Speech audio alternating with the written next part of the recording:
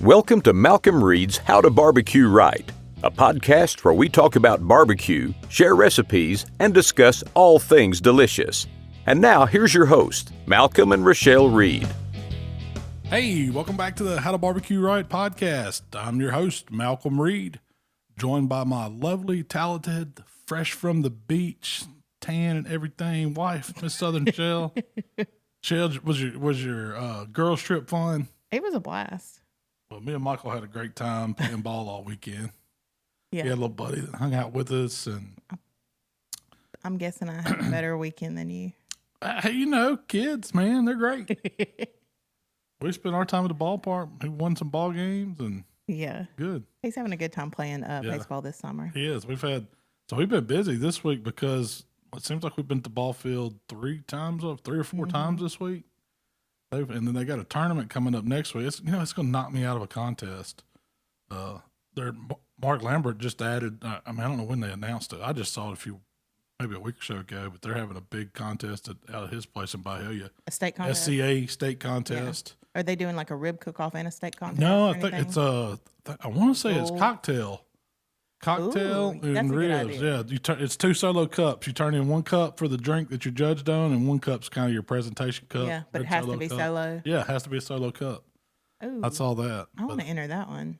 We're gonna be at the ball. We got a ball tournament. So we can't. I wish we could, because I would be there. It's be getting hot. See, I've heard that contests might be winding back down again. Yeah, that's our first big news. I got the Memphis email in May yesterday. It was all over Facebook. Memphis in May originally was postponed because it's in May. Yep. But it was postponed till October because of the Rona, and now the Rona has taken it off the table completely. No Memphis in May. I'm not either. No festivities. I mean, they're not going to be the first one and everything. They canceled the Southern Heritage Classic football game. That's a huge draw for Memphis. That scares me. That does scare me because that's a football game. Yep. And if they're canceling that, what are they going to do? Yep. Are we going to see any football this year? Did you see what Anthony Fauci said? He said he doesn't want to see football happen. I imagine he don't. He probably don't like it. He's probably afraid that it'll hurt your head and He wants us to ruin sit in the bubble. Yeah. He wants you to. We want to all get our bubble gears and pretty much like a spaceman suit, and that's what we're going to wear and interact with each other. They'll all be the same color and everything. It'll be great. I thought that You'll have your own air to breathe, and you won't have to breathe other people's air. And I thought that all the big events would be canceled so we would be able to stay at home and watch football. That was my dream. yeah, little did you know that was going to get football too, right? Yeah.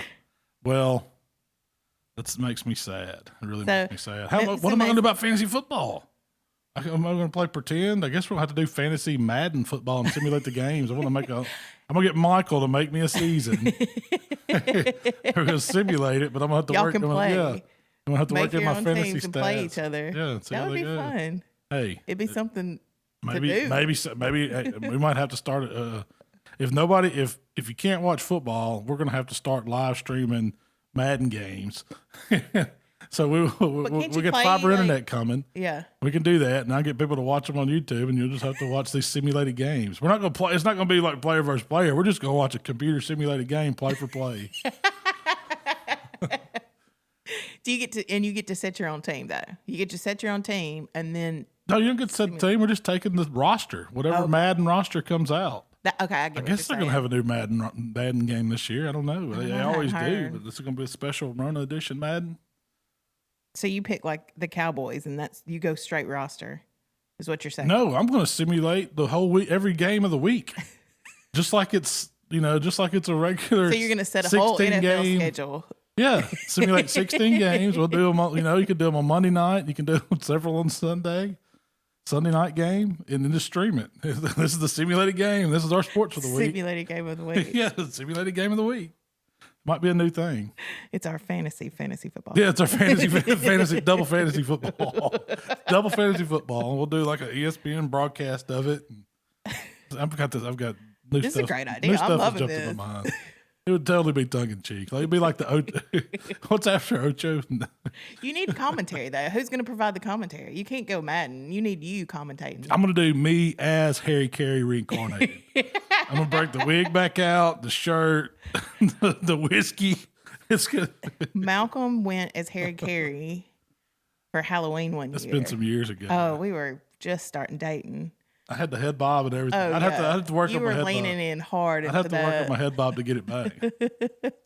You just walk into the hey! No, it was something like that. I forget. I'd have to go back and work on it.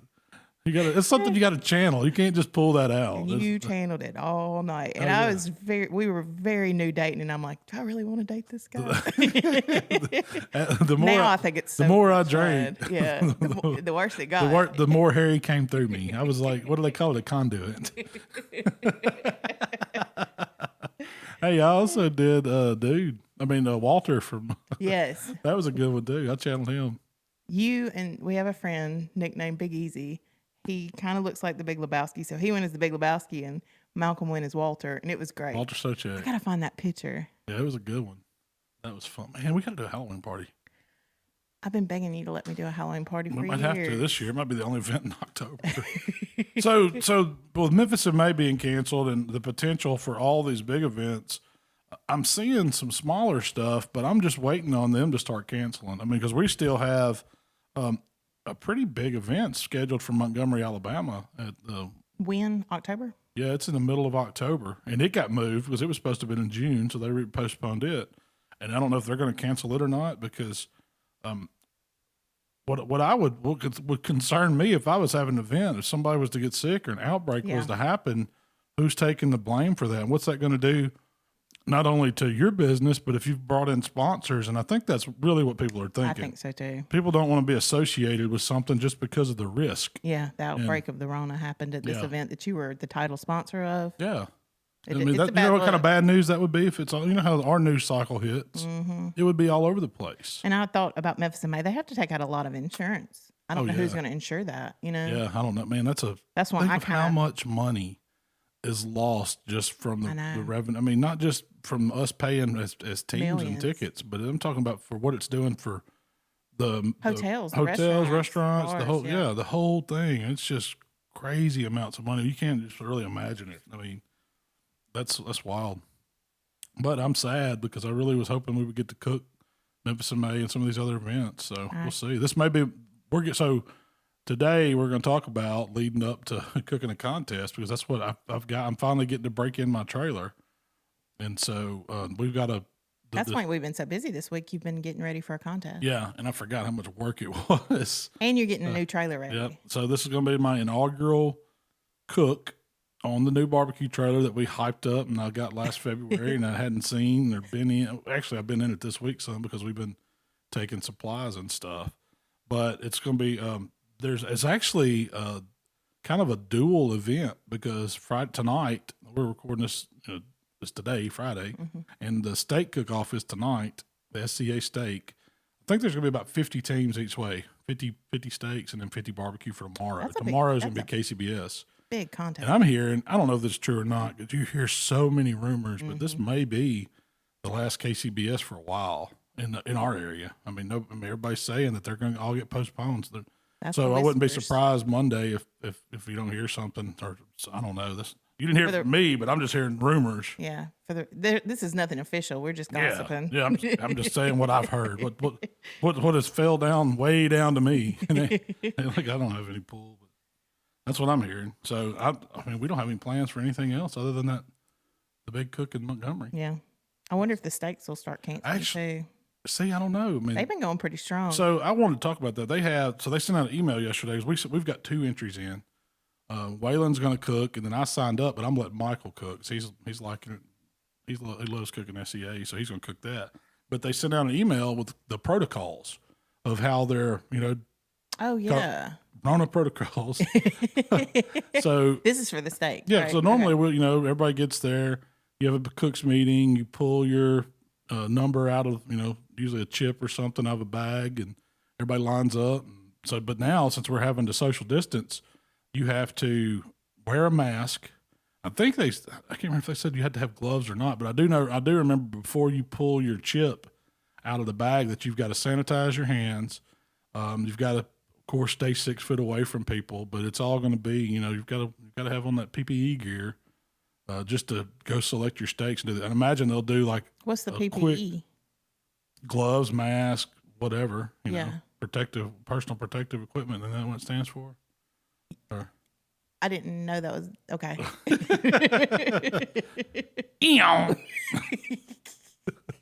what was that used to do that? It's a Muppet. Peanut. Yeah. Oh man, you don't know. Okay, moving on. But yeah, so we got to take precautions. And the KCBS side is going to be the same way. Like when you they're doing meat inspection, but you got to have it all outside. You can't go in your trailer or anything like that. You've got to have like Clorox wipes. You got to have gloves. You got to have mask. When you turn your box in, you've got to wear a mask. You've got to wipe the outside of your box.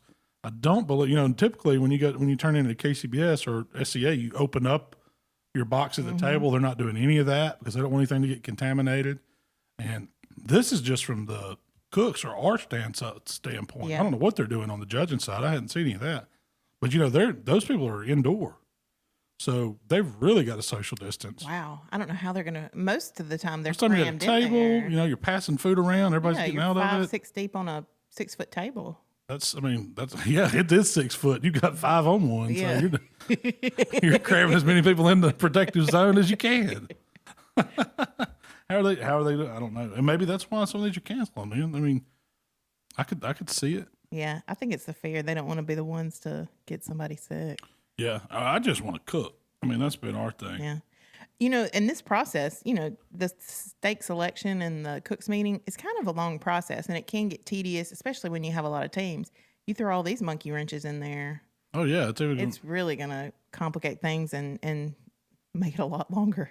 Well, the SCA is real good about adaptive. Yeah. So they will change their stuff and make it try to flow as easy as they can. They're always like addressing issues. Yeah. There may be something to where, it goes crazy at one contest and they'll be like, hold on, next time we're going to improve this. Yeah. We're going to skip the cooks meeting and we'll just tell everybody on an email or, steak selection, we're going to move this fast and you're going to, take one at a time or whatever. I think they'll get that covered. I mean, yeah. You could do that cooks meeting type stuff in a text alert type situation. I think so too. I mean, you still got to select your steak, Yeah. pick your number and things like that. But you could. There's a way to get around all that. Yeah. I mean, you still got to turn it in. Where the problem I see with it is the judging, because you do have to be in a confined environment because there's no spreading out. Yeah, most of the people don't have enough space. Like the organization that's putting the event on doesn't have enough space to spread the judging out that far. That was what I was thinking. 'Cause, but the times we judge quite often or used to, and I hadn't in a while. But there's always a small room and cram as many people in there as you could, and then there'd be one table where all the boxes went at the end of it, and people would graze around that. But they're getting rid of that. Yeah, everything goes in the garbage.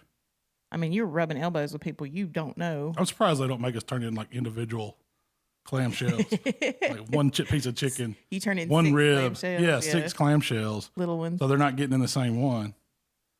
But I mean, who knows? We'll see. Yeah. Nobody knows about that. But so what did it entail to get ready for that? Was what I wanted to talk about today. What it takes to get ready for a contest, and not just a double, just a regular contest. A KCBS. So this week, barbecue, right? Yeah. What day did you start? Well, how'd you get your meat first? First thing, you got to source your meat. So that's the very first thing. So I had some chicken in the freezer. I'm cooking Springer Mountain chicken, but I had to order it, and it had been in the freezer because we'd had a contest that we were supposed to have in June, and we went ahead and stocked up some chicken. So I had some chicken froze. But the rest of my meat, I wanted to get as fresh as possible, so I ordered it from Kevin down at the Butcher Shoppe. I got one of his A9 Wagyu briskets. I got 4 monster big pork butts. And I got 4 racks of St. Louis cut ribs. What kind of pork butts are you cooking? They're Duroc, but they're not a specific. They're not like Heritage. Yeah, what it is. So what it is, he sent me some of these one time. I forget what I was cooking. He wanted to know my thoughts on it, but I think it's like Winfield Farms or something like that. But what it is, it's Duroc that's a little bit older. So the butts got big. The hog actually is an older hog. So they couldn't sell it as the Allegiance Duroc pork butt because they like theirs with a certain spec, certain size, like under 8 pounds or whatever. And these dudes are like 11, 12 pounds. And so it's a bigger pork butt. But what that meant for me was bigger money muscles. And that's what I was looking for. So they had, an inch of fat on that fat cap. They got the monster false caps underneath it. They got big money muscles. But it's a 12-pound butt. A lot of people don't want to cook a 12-pound butt or 10, 11, 12 pound, but I like the bigger ones. Yeah. I mean, I trim it down to what I want it to be anyway. It just has to be trimmed down to 4 pounds. So you can, you can take the bone out, you can cut it down, do whatever you want to get the areas you want of it. So I just, cut some of that, the bottom side, the opposite the fat cap side off, leveled it out to where that butt would sit kind of flat, rolled my muscles out, and trimmed some of the thick fat off the top. I didn't expose the false cap because I like to keep some fat over that. That's the best meat. That's my box meat. Yeah. That's what's going in the box. That and the money muscle, and then some of the few other little areas is where I'm getting from, but that's what I want. So I started with 11 or 12 pound butt, probably trimmed it down to 7, 8 pounds, and now I've got 4 just beautiful butts. And I wish I need to get the proper name of the brand, but you can ask them for them. And the deal is these butts are cheaper than the Comparts or the Allegiance or any of the others. Yeah, I'd pay more for them. My problem with some of the Duroc stuff is they spec a smaller size butt, and it always has that thick gristle on one end of the money muscle, so you're not getting a very long money muscle, typically. But with these, it's stretched out. So, what's a money muscle, just for folks? So it is, if you got a pork butt, it always, or most of them have a bone in it. If you go to the end where the bone's sticking out and go to the opposite end, you got the money muscle. And it's a real tender, well marbled section of the pork butt. It kind of, if it's sitting it almost looks like it has stripes. It kind of does. It looks striated, it really does. It's a big word. And it's super tender. It's one of the most tender areas on a pork butt. It's a lot like tenderloin. It kind of, but a marbled, highly marbled tenderloin. And the way it sits on the butt, it's kind of up near the top of the back spine area and the neck. So if you think of how the loins go and they tail off and those money muscles kind of sit up in that area. So they're not worked a whole lot. That's probably why they're so tender in the shoulder. Yeah. And so they called it a money muscle because that's what people were started putting in boxes and kicking butt in KCBS contest. So it's a competition. It's a competition term. Yeah, that's not something that you go you're not going to get the butcher and say, I need a good money muscle. But they do.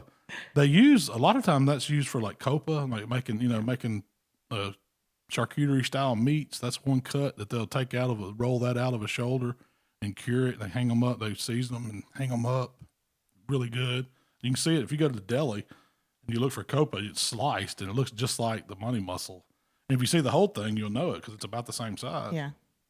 But that it's really, really good. Yeah. And so my schedule this week, I started getting my meat came in like Monday, put it in the cold refrigerator. Wednesday, I'm trimming meat. Tuesday, we were ball field, so I didn't get to, it was a busy day. And we shot a video for next week. Yeah. So we'll talk about that next week. It's a burger recipe. No, that's not important. What's important is a contest. And so Wednesday night, that's when I'm going to trim my big meats. I don't trim chicken on Wednesday because it's a little too early. I usually wait till late Thursday night, early Friday morning before a contest for my world-class best chicken trimmer in the world. I said I wasn't going to do it. I said, I'm not trimming your chicken this year. I got that on my thing to talk about. What? Chicken trimming. We're going to get to that. Okay. Wednesday night was big meat night. So I did. And you had Mark first. And Brian over. Mark Williams from Swine Life was. He wanted to know what night I was trimming, so he brought his stuff over there. Buddy Brian Wesson, what's his handle? Son of a Butcher. Son of a Butcher on Instagram. He's been hanging out with us, and so he wanted to come over and see how we trim and stuff. So he come over and he's from Mobile, so he goes over to Kevin's Butcher Shoppe all the time. And that saves me some shipping because he's our courier. Yeah, he's a courier. No, he's a buddy of mine, and he does help us out. When he goes, he usually calls and says, "Y'all need anything?" And so he brought my comp meat Monday, but he brought back two cuts of Wagyu, a tri-tip, which I've cooked before and they're phenomenal. And then he brought some chuck eye steaks. And he's like, "You ever tried these?" I said, "No, I have not, but it's Wagyu. Of course I want to. That's where it shines, is those lesser cuts." So we seasoned them up, and he'd been playing around with some of Ronald's Climax seasoning, Ronald Burns. Hottie Toddy. Hottie Toddy. Yeah, Hottie Toddy barbecues. And Climax. so he's like, "Man, you got to try this stuff." So I was like, "All right, let's run it on this tri-tip, just that." It's kind of so it's kind of a buttery, it's an savory, powdery AP with a little bit of sweetness to it too. So I mean, it's really interesting. I mean, it tastes out of the bottle. It's a little stout, it reminds you of like popcorn seasoning or something, because the butter notes hit you. But once it cooks and melts in, man, it's just like you've basted it with butter. It's an awesome flavor. It was really good. I liked it a lot. I can see how that does good on steaks, because if you put that on there towards the end or something and let it melt in, man, it's going to give it a good flavor. I don't want sugar with my SP. So while we did a little trimming, Brian fired up my PK 360 and reverse seared the tri-tip, like brought it up slow, then seared it, and then those chuck eye steaks just went on there for maybe 4 or 5 minutes, because they're not really thick. They weren't on there long. What is a chuck eye steak? So the chuck roll. I really don't know. The chuck roll. Yeah. Well, the center part of it's called the eye. It's kind of like a solid piece, and then that's what it is. But it's sliced up into steak, so it looks. What size is it, like diameter wise? It looks similar to a ribeye, half a ribeye. Okay. Each one of them did. That's what I said. I said, if you didn't know any better, ribeye. You would think this was like half a ribeye. Yeah, kind of like that. Okay. But it had a little bit of, it had some fat in it. Oh, shoot. I don't know what. It's probably, if I had to guess, I don't know, A4, A5, something like that. It wasn't like A9, like all fat or anything. But it was, it was highly marbled. And so these are, I think he said they were $14 for 2 steaks. So $7 a piece, Wagyu, because it's a lesser cut. Yeah. Chuck eye, nobody's really eating chuck eye. Yeah, nobody knows about it. So you can go there and get them.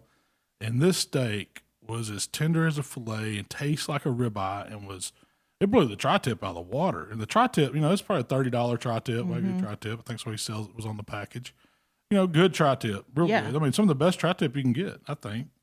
And it was fine. It was phenomenal. Yeah. But the chuck eye steaks from the Wagyu, man, I want to compare them to like a regular. I think that Super Low, I've seen chuck eye steaks cut. I've never bought them because I was like, I don't want to grill a chuck eye steak. Yeah, if I'm gonna grill something, good.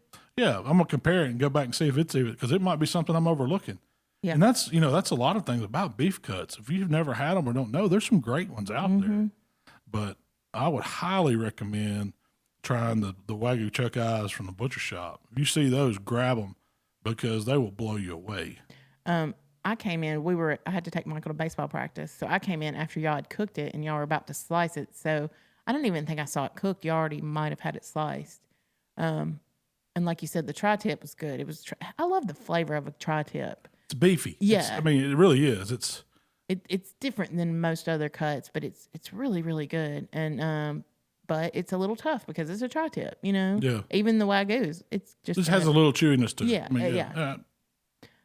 But I'm with you. The chuck eye steak was. And that's what Brian told me. He's like, all right, try the tri-tip. And I was like, oh, man, it's good. It's Wagyu tri-tip. Had it before. It's delicious. Yeah, great. And then he said, all right, try this. And it just, him and Mark were both watching me, And that the piece I got, and I put in my mouth and just kind of melts. Yeah, yeah. And then I was like, my eyes rolled back. It was like, oh, man, I found something new, And so I told him next time he goes home and he goes over there to bring me back some, I need to put some of those in the freezer. We need to do a recipe on that. I will. I will. And kind of exposing people to new cuts. Things, yeah, I'm definitely gonna do that. Especially if it's more economic. If you can get something Wagyu that's economical, Yeah. So I trimmed the pork butts, rolled my money muscles out, kind of took some off the bottom, took some of the thick fat off, shaped up the sides a little bit, and I like to vacuum seal all my meat or put it in big bags. Meat bags. Meat bags. So, and that's what I do with the pork butts. Instead of vacuum sealing them, I vacuum seal the ribs and the brisket, but I put the butts in meat bags because I can get 2 or 3 in one bag and stick it right back in. And they're heavy duty, right? Oh, yeah. You don't have to worry about the bones. You don't have to worry about the bag breaking, the bones poking through. So the butts went in. Then I trimmed the ribs. The ribs, I'm cooking Allegiance Duroc ribs this weekend. I cut them down to 10 bones. It's pretty simple trim. Cut the ends off. Cut the first bone off the wide bone end usually because sometimes it's misshapen. Cut it off. I'll count down about 10 bones. Take the thin end off. Pull my membrane. Trim up that backside if it's got any of that little flat meat on it. Square the slab up and then flip it over and take any of the little thick. If there's some fat on it, I'll take it off. These I didn't have to do much on the meat side, and that's it for ribs. I mean, you can trim 4 slabs of ribs real quick. Yeah. 10, 15 minutes. The brisket's the one that takes a while. Y'all get pretty aggressive on competition brisket trimming. Yeah. You know what? Oh man, I need to get that meat froze. What meat? Because all the trimmings. Oh, the trimmings meat. That all? I stuck it in another meat bag and put it back in the fridge. So Mark trimmed his weighed like 18, almost 19 pounds. Mine weighed almost 17 pounds. So we had some monster briskets, and I bet you there's 10 pounds of trim. And then we didn't keep, you don't keep all of it, silver skin, stuff like that. I'm talking about good meat to grind. I bet I've got 10 pounds of 8-9 Wagyu. And you started with 17 is what you're saying? Yeah. Well, Mark, so 17 and 19. So what is that? Just say almost 40 pounds. I got 10 pounds of meat, and Mark said he had plenty in his freezer. So I'm going to grind it and make burgers with it. Probably mix it with a little ground chuck. Yes, those make the best But I don't want it burgers. to go bad, so. Okay, as soon as I get home. We might need to take care of that. Just vacuum seal it, and we'll put it in the freezer, and then I'll thaw it out and grind it, and we'll package it. We have just enough room to probably fit it since you removed the chicken. So trimming the brisket. When I started with this almost 17 pound brisket, I always get it out of the package, use paper towel, clean it up, get all the liquid off of it, and got it on a big cutting board. And I do this in my kitchen, in the controlled AC environment, not outside on a table or anything like that. And I trim early, like on Wednesday, because I want to know the quality of my meat. If there's anything goes wrong, I still got a day or two where I can, scramble and go find me something else to cook. What's wrong? Like that it's gone bad? Yeah, if it's gone bad, if it's got a nasty butcher cut in it, if it's just too thin, if there's something that I don't like about it, I can go find me some more meat. And typically, it's money muscles or excuse me. Typically, it's money muscles or brisket that I'm not satisfied with if something goes wrong, and I'll go, find something else. But it don't happen very often, especially since I started sourcing meat. Like if you buy expensive Snake River Farms brisket or A9 from Kevin or something like that, you're probably not going to have to go find something else. Mm-hmm. But if you were just to go to Sam's or Costco and grab a brisket, you had it in the freezer and you thawed it out or something, you might have to back up and punt. I mean, that just happens.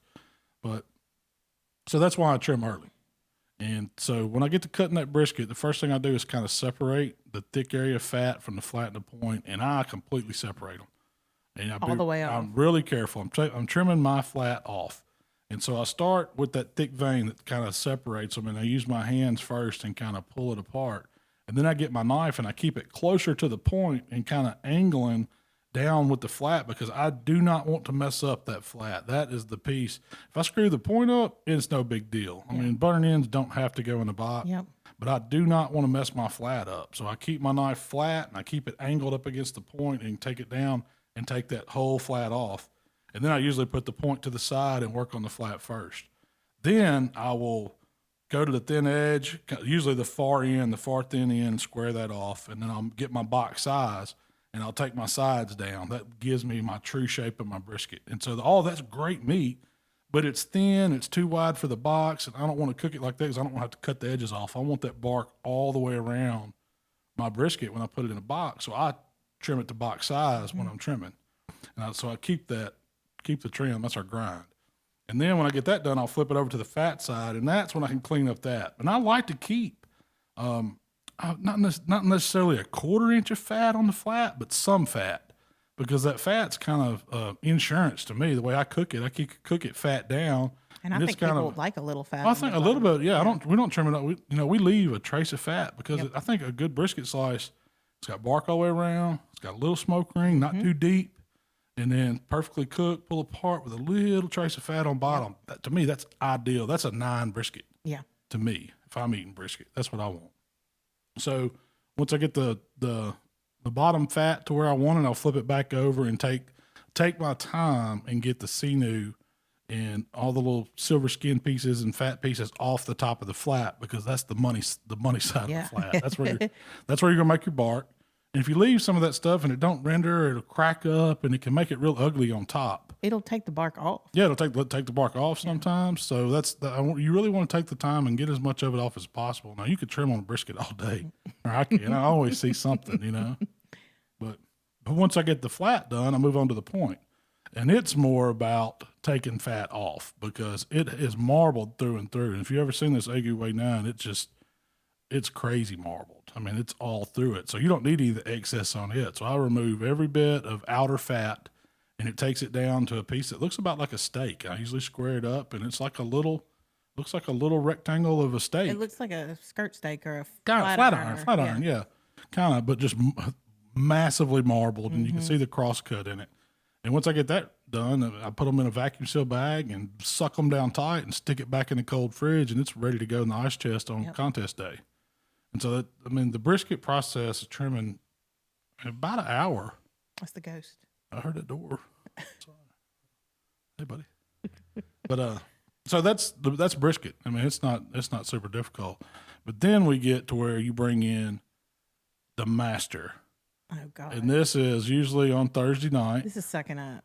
And you've got to have somebody trimming chicken so You've much. got to have somebody what they're doing when you're putting them in charge of chicken, because everybody says because chicken goes first, they overlook it. Chicken is the absolute most important category that we cook. I said I wasn't doing anything with chicken. I ended up trimming it. Now he's trying to keep flattering me into cooking it. It is critical that you really, really, really concentrate on chicken. Anybody can cook brisket. Anybody can cook ribs. But chicken is the one skill. If we're going to be honest. Chicken is the one category. A lot of it's in the trim. You got to get a perfect piece of chicken. You got to trim it right, and you got to know how to cook it. And I just so happen to be married to the world's best chicken cooker. And, I mean, as far as I'm concerned, the world's best chicken cooker. Best one I know. Best one that's welcome in my trailer. You just hate doing it so much. I said all week, I was like, I am not trimming that chicken, Malcom. I'm not trimming it. I don't even know how I ended up trimming it. So I said, what day do you want me to take the chicken out of the freezer? Do you want one of these cutting boards, or you want one of the plastic ones? I'll get your knife ready for you. I can't say no to you. All I know is I have a whole pan. So we cook 12 pieces of chicken thighs.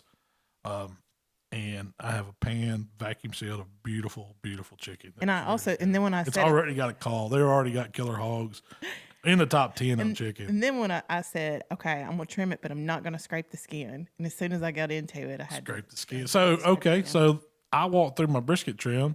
Tell me, or tell everybody out there that's hanging out with us, how you trim chicken.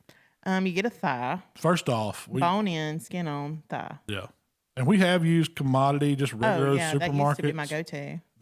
We use Springer Mountain too. It's like all natural. Yeah, Springer Mountain was really expensive, and they were getting to a bad habit. I think so many people were ordering those Springer Mountain thighs.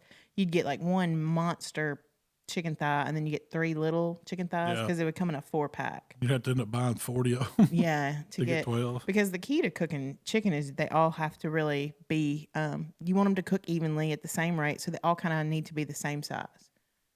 That's important. And you want them to look good in the box, so they all kind of need to be the same size in the box. And that's what you look for, so that's why you go through so many pieces. Yeah. We usually take what? We had 20. Yeah, I laid out 5 packs of 4 to get, 20. Is that normal, 20 to get 12? Yeah.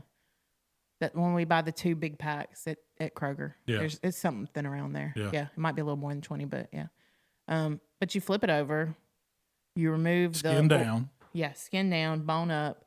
You remove that little, I wouldn't call it an oyster. It's usually a discolored little triangle muscle right there. You cut it off the bone. I reach in there and pull the veins in the cartilage, I guess, that run right underneath that muscle. So, because you don't want the judge to bite that. Yeah, it's a bad bite. I pull the skin all the way off and trim up the chicken thigh. There's some big globs of fat on either side usually, and I cut those off because you don't want to judge biting that. Straight off, even them up. Well, I just try to scrape it off. Kind of scrape it off because I don't want to pull too much meat off the end where you bite, you know. And then you square it up. Try to get it as square as possible. What do you do on the bone end? Like I usually pop the knuckle. I get the knife and pop the knuckle. So you're using if it needs it. You're using like that 6-inch. You don't want a flexible knife. You want a pretty stiff blade, 6-inch that you can hit with your hand and pop right through that bone. Yep. But you don't cut the knuckle off the bone. You're just talking like if there's anything left in the joint, right? Yes, if they left anything on the joint. Sometimes you don't have to do that. Yeah. You just want to square it up as much as possible, and you want to avoid trying to cut in too far into the bone because it'll let that marrow leach out and. It'll put a dark streak right back down the bone where the marrow cooks out. Yeah, it's an unappetizing look. Yeah, and then you scrape the skin. Oh yes, it's delicious. You just don't want to give it to some picky. You don't want to give it to some Karen. Yeah, barbecue Karen. Barbecue Karen over there judging you. And then you scrape the skin. So how do you scrape the skin? People might not know. I mean, I'm sure. So. People, if you've never done competition barbecue, you're gonna be like, "This is absolutely ridiculous." It's insane. Trying to get this fat off this thin piece of membrane. Yeah. So you take the skin, you lay it down where it's fat up and the skin's on the bottom, and you take a stiff bladed 6-inch sharp knife, and you have to hold it at the right angle and put the right pressure down, and you just. When you get off this, you would be surprised. Oh, it's just mounds. It's like you could imagine a golf ball mound or maybe bigger than a golf ball in some thighs. This is off a little thigh now. We're talking 2 to 3 ounce thigh probably. No.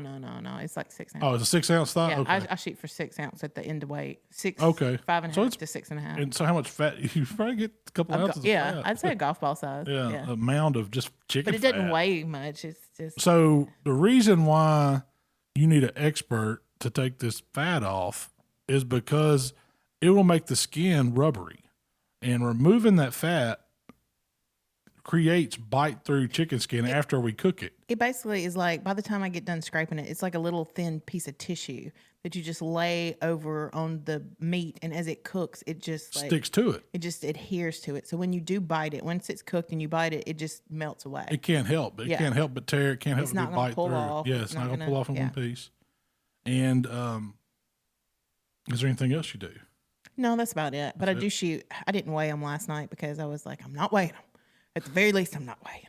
If I get 11th, it's because we didn't weigh. That's all right. But I usually weigh each thigh to make sure it's hitting.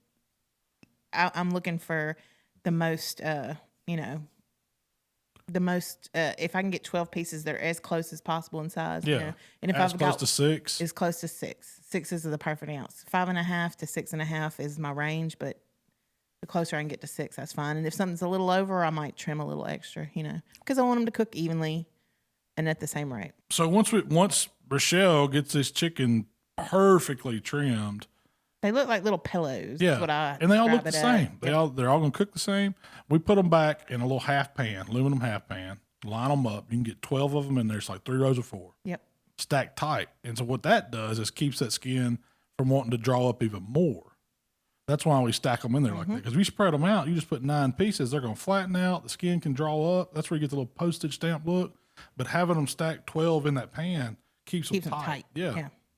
Then we put them in a vacuum seal bag, suck them down, and they go back in the cold part of the fridge, and then they're ready to go to the contest and get judged. Yep. So. And if you're going to trim chicken, the colder you have it, the better you are. If it's a little bit icy, everything, the fat scrapes easier. Everything just works so much better. Yeah. The hotter it gets, like that fat starts heating up and getting mushy and that was so I don't mind if the chicken's froze, but you go get it at the supermarket, most of the time it's not. Yeah. It's thawed out. And I really don't like to freeze it then, but when I order it from Springer Mountain, they blast chill it. And so it's frozen better, it preserves more juice in it. And then when you let it catch it halfway thawed out, that's when Shell likes to work it because it's not as nasty, it's not as messy. Yeah. And you don't have to worry about the chicken going bad. Yep. It's still ice cold, and then we vacuum seal it, stick it back in. It's going to last another day or two, other than having it completely thawed out. Yeah. So if we get to a contest, don't ever try to trim chicken at a contest. Oh, it sucks. It's the worst, especially hot and outside. Not even in the trailer. It is nasty. We've done that before. And one thing you got to think about when we trim all this stuff is where you're throwing all your scraps, because it will get your garbage. It's another one of those, like the hog thing we talked about last week. It'll be right.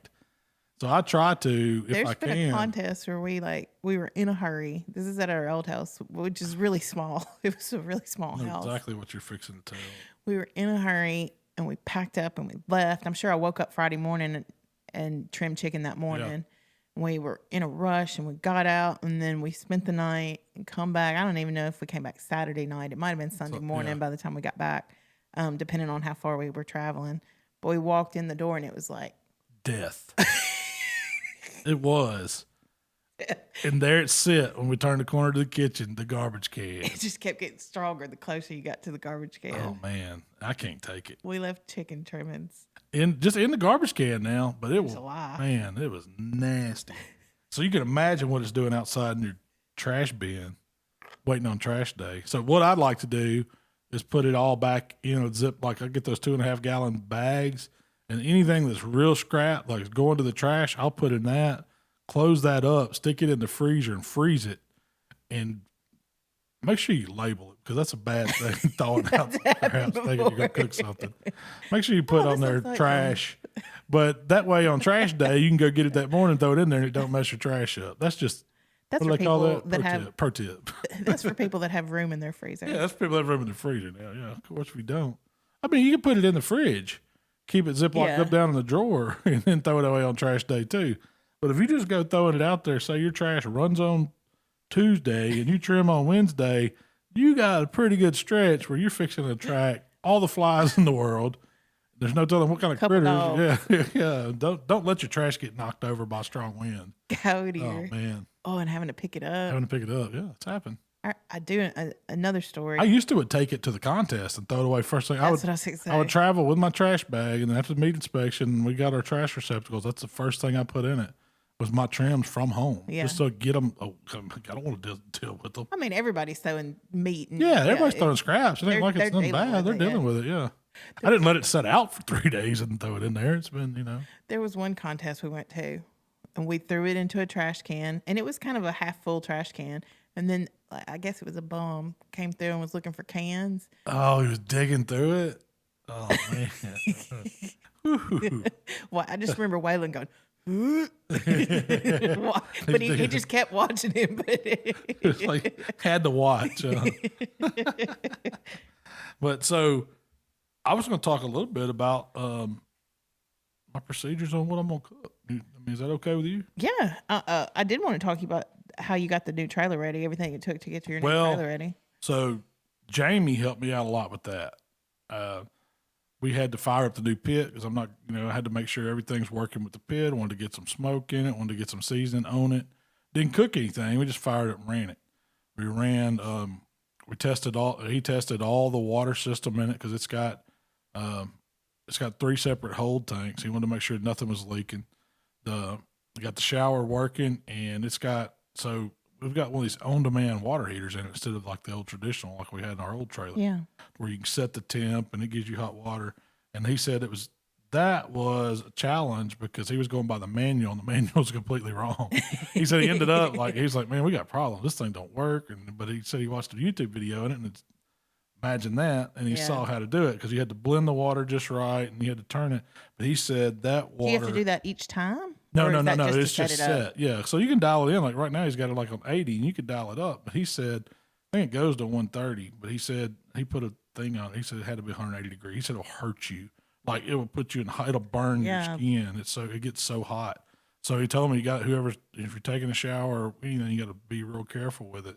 Because if you go to adjusting it, you can hurt yourself. I guess I've never had one of those on-demand water heaters. But he said it was impressed him how hot it got. How fast does it get hot? I don't know. I hadn't seen that part yet. He was doing all that. He installed 2 TVs. I went and bought some little 32-inch TVs and wall brackets. You got to have your TVs if you're barbecuing. Yeah. I got to. I got to have my Madden simulation for my football. I'm going to have to get me a PlayStation to put in there just so I can simulate Madden games while we're barbecuing. That's usually what we watch is football in the fall. So I'll put Michael in charge of that. He's going to be the football commissioner. He'll be my Madden commissioner. Commissioner Mike. He's a good one. He'd get into it. But so and then you had to get mattresses. Had to get a mattress and bed covers and all the supplies, and all that takes time and trips and moving stuff around. I got the drum. I got the best chicken cook in the world's drum on there. I got the generator ready to go. We ran it with. It's got 2 ACs, so we didn't know if the generator pulled 2 ACs. And so Jamie hooked up one and was running it, and it loaded fine. But usually I run my generator on eco, just trying to save gas and hours on the generator or whatever. So he plugged the other one. So I had them split up my circuits for the AC instead of putting everything on the same. Instead of putting 2 ACs on the same panel, I've got one at the main AC and like all the other electrical on like a 30 amp panel. That plugs into the generator, typical 30 amp twist plug or whatever. And then the other AC for the bedroom unit has its own dedicated like 110 plug. And so it's where you can get AC. If everything else goes wrong, I can still get AC with that to keep us cool. And so Jamie plugged it into the generator too with its own cord and left it on eco to see what it would do. And it never cycled. It never over revved or anything or went off eco. So it's pulling 2 AC units, hot as it is here in June. And what I like about these units is they have thermostats on them, so you can set it just like your house. It's not like high and low. No, like the old generator, I mean, they're heat stripped, remote control. Oh my gosh, I mean, really? Only the best for you. That's why I got you. I got you a bed, got you a bathroom with a hot shower, hot as you want to get it. Got you some remote controlled AC, a toilet. I am number one chicken cooker drum in the world. There's just no reason for all you need is some snacks. I'll get some Googles, some cold lining Googles. What else? And there's no reason not to go cook. So we just might have to set up and cook some practice runs just to be doing it. Or we might turn it into a camping trailer. I don't know. Yeah, we might have to switch hobbies. I don't know. You almost so getting the trailer set up. I mean, for me, it wasn't bad because Jamie did all the work. But I also get ready for SCA contest too, and that involves getting all my steak cooking stuff together. Got 2 PKs. It's a lot easier. Yeah, it is a lot easier. You do no meat trimming. No meat trimming. I mean, you're only cooking. I mean, technically, you're cooking 2 steaks. 2 steaks, yeah, nothing to it. But you just got to get your supplies ready. I mean, I need a PK grill, some grill grates, a grate tool, something to clean with, cooking spray, some Royal Oak charcoal. That's it. Maybe a piece of wood, a little bit of butter to baste the steak, some AP and some hot, a little steak rub ground to finish with, and that's it. When first place, will get you $1,000. Is it $1,000? Yeah, that's the plan anyway. So how are you going to cook it? What's your plan for this weekend? What are you doing as soon as we get done with this? As soon as I get done with this, I'm going to Kroger. I got to get parsley and lettuce for the blind boxes. And some Kugels. And then some beers. And some snacks.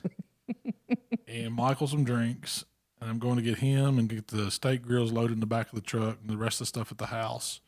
And going out to the contest. Because y'all already took the trailer out there. It's a local contest. Yesterday. Yeah, it's 15 minutes from our house. I mean, I could stay. It's one of my favorite. It's a fun one. It's going to be a fun contest. And I got a feeling this one's going to be one because there ain't been one. We hadn't had a contest. I hadn't cooked KCBS since this contest last year. Yeah. And nobody's cooked this spring, and they might not get to cook this fall. I'm going to get double Kugels. I'm going to get all the beers. It's going to be fun. I'm going to have a good time. That's what I'm going for, to have a good time. Going back to basics. I was going to go through some of my cooking processes if we got time. I don't know where we're You got 10, 15. Okay, so I was going to go back to chicken. Let's start with there. I got to cook steaks, but I'm just going to help out. I'm going to supervise Michael. Yeah. Waylon's going to do his thing. And I hope they do. Waylon's won the last 2 state contests he's entered. He's won first place. So. It took him a hot minute to come on, but once he did, he won 2 really big contests back to back. Yeah. And he placed at the shed. Well, that was first. He won first. It was it was a 3-way tie, and they had to coin flip it. I mean, he still got first place. That's true. So that was the last Foods, 3. Yeah, no, World Foods was the other one. That was the first. Yeah, that was the first. That was his first win. First grand finally, and then that other one back to back. So he's going to see if he can get 3 in a row. And then Michael, he's got a bet with Mark Williams, a dinner bet. The loser, however they finish, whoever finishes worst has to cook the other guy dinner. Michael gets so upset when he loses bets to Mark Williams. I don't know if he's ever beat Mark Williams in a bet. Like Mark Williams did one where they had to eat the nastiest thing they could come up with in the trailer or something like that. Then they had another ice cream bet, and Michael always ends up crying. Yes. Mark Williams beats him. I think Mark just enjoys beating up on a kid or something. I don't know. Whatever. He's always wanting to challenge him. He's scared Michael to challenge me. gets so excited. He challenges you all the time. I know. You're like, no, Mark, I'm good. He just wants to beat somebody for some reason. It ain't that serious to me, man. I think Let's see him sit here and drink the most beers. He's just messing around with Michael anyway. Yeah, no, it's all fun. But going back to what I'm going to do for chicken. So we get there tomorrow and I get my meat inspected and go through all the protocol stuff for COVID. The first thing we'll do is we will inject and season the big meats, the 4 butts and the brisket. About what time do you start doing that? That 5-ish, 4-ish? Or do you no. do it earlier? I've got an alarm on mine. It's like 8:30. PM. Pull the big meats out, inject the big meats, season them, put them back in the cooler, or if depending on what temperature it is, I'll let them sit out a little while. So I'm putting them on around midnight. The next comes the chicken. I get the chicken out, break the seal on it. We dry brine it, and I use a little bit of Swan Lice Mississippi grind under the skin, a little bit of AP on top, and stick it back in the package and let it sit all night on ice with those seasonings on it. And it really melts them in. The next morning, it looks like you marinated it. Yep. And it really gets some flavor inside it. We also come back. I made a chicken injection. I just use Butcher's Bird Booster honey, mixed just like according to the package directions. And we shoot that a little bit of that up on each side of the bone, and then we season it. And I'm seasoning tomorrow with a little AP, a little BBQ rub. That's what'll go on first, and then they'll go in a pan with some butter, smoke them about 30 minutes. Cover the pan, rotate it. This is all on drum, about 300 degrees.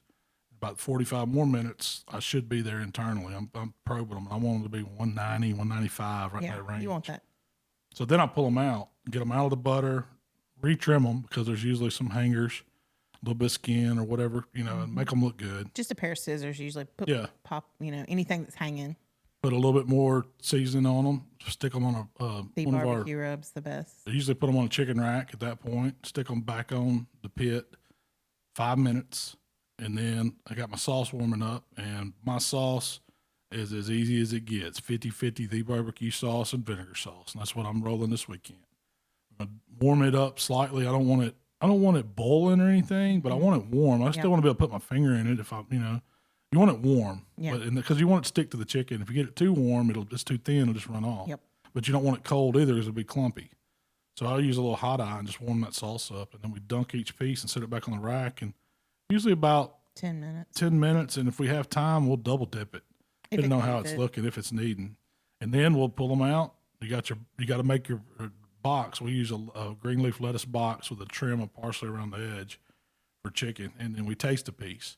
And we make the call if it needs spice or if it needs salt. That's the only 2 things you can do to it at this point. There's no use in trying to do anything else, and that's what'll pop that judge first. You can bring a lot of flavor out by popping it just with a sprinkle of salt, just a pinch. Yep. And that's what usually makes it pop, and that's how Shell wins her chicken trophies. Usually under on the other side, I'll pop it. Yeah. Because that's where if you pick it up and take that bite, Your tongue's hitting that. Your tongue's so the salt, when the salt hits your taste buds, it wakes everything else up. So you taste the smoke, you taste the sweetness, you taste all the seasonings we got on it, and you taste the richness of the chicken. It's been boiled in butter pretty much. And it's good. I mean, it really is good. Oh, yeah, that's the first thing you hit, the first piece you're hitting them with. We try to turn in chicken pretty early. Yeah. As soon as the window opens, I want hot chicken. Because the longer, my theory is, if you wait to turn it in towards the end of the window, because you get a 10-minute window to turn in your item, it takes longer for them to get it to the judge, and it's just cooling off. I want to get there early and go straight to a table and let a judge taste it. Yeah. Nice and hot. So that's pretty much chicken verbatim. Yeah. I mean, that's it. And Fire Dancer, Eric Lee came and did a chicken video competition, competition chicken recipe, and it's a good recipe too. Yeah, it's similar. Good. It's just done. It's done at 275 on a stick burner. Yeah, everybody kind of does. They do it a little different, but with variation. Usually there's a pan, butter involved, seasonings. It's not bone-in chicken. He don't do near the trim you do. And his are bigger pieces, and he don't care about the uniformity of them as much. Yep. You know, he just runs through them. And he does really well. He does. Yeah, he's usually right there with you. Is he cooking this contest this weekend? He is. We're going. Figured. He wants to go to Margaritas tomorrow night after the thing at La Siesta. Okay. That's what I said. So, well, we may have to spread out. I don't know how many people they'll let us sit at the table, but we can do it. I'm your Huckleberry. Margarita, what? So, big meats, we'd season them, inject them at 8:30 p.m. on Friday, fire the cooker up at 11, and then usually at midnight, we're putting on, and we're on a 5-hour smoke. You rub them? They're rubbed and injected at 8:30, okay. and they're sitting with that seasoning on them for, just say, from 9 to midnight. So what's in the 4 hours? In the cold, though. Yeah, usually in the air conditioning. Sometimes we leave them sitting out, depending on how. Now, this is what we're supposed to be on schedule. It just depends on how this night flows. And it might be different tonight because of state contests and awards and stuff. We might be seasoning at 10 o'clock. And so, or we might season early and let them sit. But I'd like to, if you're going to leave them sit out over 4 hours, they definitely need to be back in ice. Mm-hmm. But you can get away with 4 before you put them on the smoker. Because we're pumping them up with so much stuff. I mean, we're starting that cooking process when we start putting the salt and sugar and all that too. And y'all rarely leave them outside. They're always inside the air conditioning. But, I mean, a lot of times we'll stick them back in the cooler. Yeah. Put them back, just put them in a pan, set them back on ice, and they're sitting on top of the cooler. If you do that, or a Cambro. We'll take a pan of ice and put it in the bottom of the Cambro, and then slide the meat back on the shelves on our Cambro because you can hold them that way too. So if you do that, will you pull it out before you put it on and let it come up to room temp? Not usually, because usually we try to get us a little nap if things are going right, and we're getting up at midnight, putting the 4 butts and the brisket on, and then putting some wood on it, and then we'll set an alarm for about 2.5 hours. We'll jump back up, check the coals, put a little more wood on, maybe rotate the butts if they need it, and then at the 5 a.m. is when we're wrapping. And so we're wrapping the butts, and usually the only thing I do to them is double layer aluminum foil, some vinegar sauce, and a probe in the money muscle. And I'm taking that money muscle to like 195. And usually that takes another hour and a half, 2 hours. Are you going to take all 4 to that? Or are you going to take probably two a little higher? I'm probably going to do 2. I'm probably going to do 3 butts for the money muscle, and 1 butt I'm going to not even worry about the internal of the money muscle. Don't cut it off. Leave it on and cook the whole butt center mass to 198, 200. Yeah. So I got 1 butt that I'm guaranteed my pull butt. It's going to be the one that looks like it's got the most false cap meat on it, and hopefully the worst looking muscle, but I'm going to make sure I got 3 good money muscles, because I could go just money muscle. I can always get some meat off something to put in there. No, the money muscles is an important part. I want to pull butts now. Well, hey, come on. Now I'm getting excited. I like pulling butts. And so at 5 we're wrapping, and then right at 5:30, once we get everything wrapped and back on the pit, and the brisket, I make up a brisket mop, and I use some Cosmo's brisket mop sauce. I use a little bit of beef consomme, a little bit of Johnny's, and a little bit of water. Those 4 things, and I usually come up with about 20 ounces of it, and I'll split that between the point and the flat. Just double wrap full, not over it, in it, because that's kind of making my au jus. And so they get probed and they go back on. Then it's time to get the ribs out of the cooler. We hit them at 5:30 a.m. We're getting the ribs out. Light coat of mustard, some AP, some hot rub usually, and then that's all I put on them. They don't need anything else. I mean, you could layer some Mississippi grind or some other stuff if you want to, but I'm keeping it simple. That they're going back on the pit at usually about 6:30, 7 o'clock. Ribs are going on, because we're probably having some money muscles pop about that time, about 7, and then the ribs are going on, so we're in the pit. Ribs smoke 2 hours. Once we get all the muscles cut off, we leave those butts on. When the ribs are ready to wrap at 9, usually the butts are about done, the brisket's about done, the point still needs a little bit. Time to wrap the ribs. They get some butter, some brown sugar. Honey for the money. Little honey for the money, a little vinegar sauce. That's it. Wrap them up. Another hour and a half. They're done. They're holding. So everything's holding. And it's time to fire up the drum and cook chicken. And you're doing all this on the Old Hickory, aside from the chicken. Yeah, Old Hickory CTO. It stays, usually we lock it in about 235 to 250, right in that range. It's nice never going over 250 on it. The drum gets lit at 9, and I bring it up to 300 degrees, and chicken goes on at 10:30, wrapped, 11:15, unwrapped, start the glaze process, and it'll be turning time and time to break down. It's that easy. That's my contest schedule for tomorrow.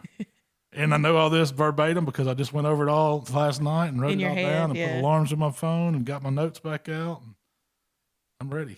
Does it sound like I'm ready? It sounds like you're ready. I got a game plan. I mean, you've done this. Put it on how much? How many KC? I know we've hit well over 100 KCBS contests. Because I remember when we. Waylon knows. Well, I remember when they gave us like I don't remember being at.